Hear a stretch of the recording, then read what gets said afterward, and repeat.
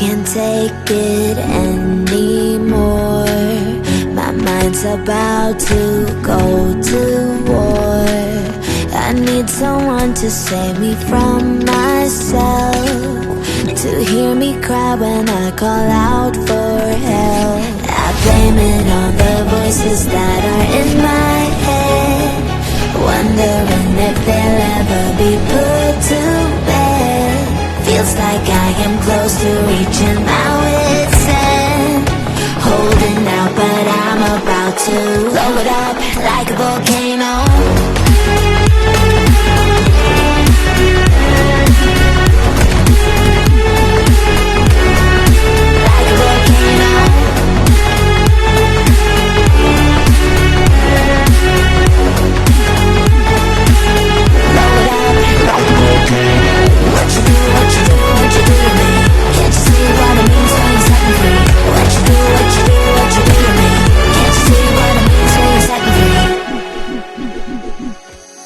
Another day to lose control.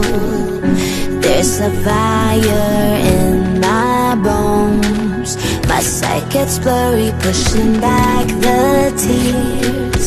Should take a leap of faith and face my fear. I blame it on the voices that are in my head, wondering if